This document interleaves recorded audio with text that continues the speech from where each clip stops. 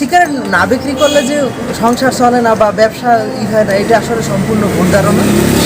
শিরক বালাদে লামিন রাখা হয়েছে এই কারণে যে এটা একটা নিরাপদ এলাকা।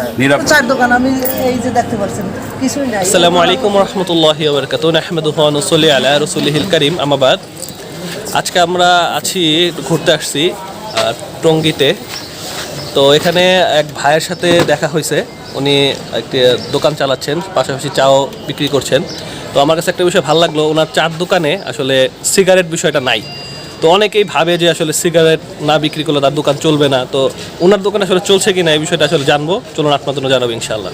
আসসালামু আলাইকুম ওয়া রাহমাতুল্লাহ। ওয়া আলাইকুম আসসালাম ওয়া রাহমাতুল্লাহ। মুহতারাম, আপনার নাম কি? আমার নাম মোহাম্মদ নাহিদ রাজা। দেশে বাড়ি কোথায় ভাইজান? দেশে বাড়ি বরিশাল ঝালুকাঠি। ঝালুকাঠিতে। এখানে কতদিন? এখানে এই ডিসেম্বরের 21 তারিখ জয়েন করছি। এই এলাকাটার নাম কি? এই এলাকাটার নাম আপনার বালাদিন আমিন। বালাদিন আমিন। বালাদিন আমিন। এই এলাকা বালাদিন আমিন কেন রাখা হয়েছে? এটা বালাদিন আমিন রাখা হয়েছে এই কারণে যে এটা একটা নিরাপদ এলাকা। নিরাপদ এলাকা, জি। এই কারণে যেমন এখানে কোনো অশ্লীল কোনো কাজ হয় না, এরপর কোনো ধূমপান বিড়ি সিগারেট প্রকাশ্যে ধূমপান নিষেধ, এরপর এমনকি কোনো দোকানেও বিক্রি হয় না। আপনার এই দোকানে সিগারেট বিক্রি করেন, অবাক করা বিষয়, কারণ কি?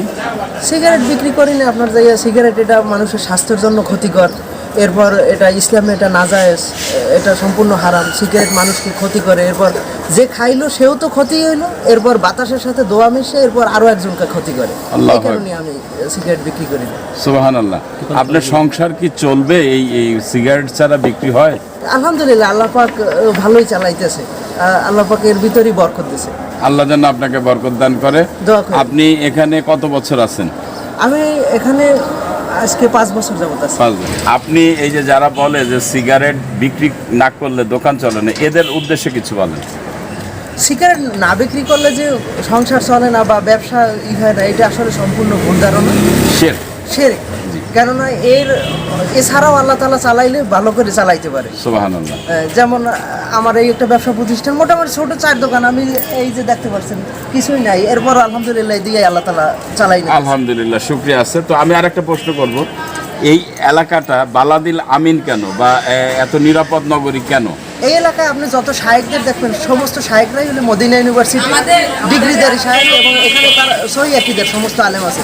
যেমন এখানে মনজুরুল্লাহ স্যার আছে, ডক্টর আবু বকর জাকারিয়া আছে, ডক্টর সাইফুল্লাহ আল মাদানী আছে, ডক্টর শফিকুল্লাহ আল মাদানী আছে, এই আরো অনেক মদিনার আলেমরা এই এলাকায়। মাশাআল্লাহ। এখানে সব মাদানীরা থাকেন, এখানে কোনো বিদাতি আলেমরা থাকে না? না, এখানে কোনো বেদাতে আলেমরাও থাকে না, আর এই এলাকায় কোনো বেদাত হয়ও না।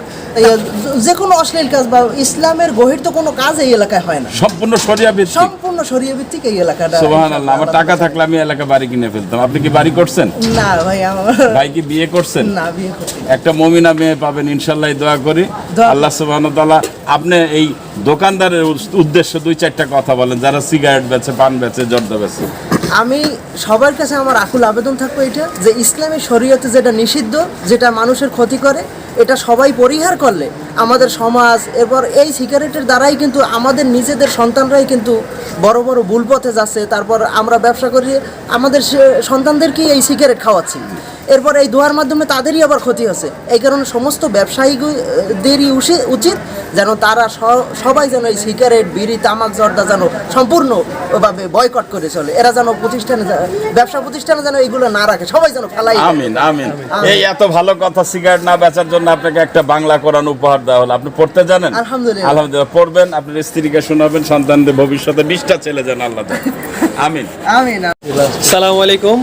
ভাইয়ের কথা আমরা শুনলাম, আলহামদুলিল্লাহ। এরকম ইমান যদি আমাদের সকল দোকানদার ভাইদের থাকতো, তাহলে আজকে আমরা সিগারেট মুক্ত বাংলাদেশ পেতাম ইনশাল্লাহ। তো বিশ্বাসটাই সব কিছু। রিজিকের মালিক আল্লাহ সুবহানাহু ওয়া তাআলা। কোনো সিগারেট বিক্রি না করলে কারো রিজিক কমবে না, এটাই ভাইদের দ্বারাই প্রমাণ হয়ে গেল ইনশাআল্লাহ। তো সবাই আমরা চেষ্টা করবো সিগারেটকে বর্জন করার। আসসালামু আলাইকুম।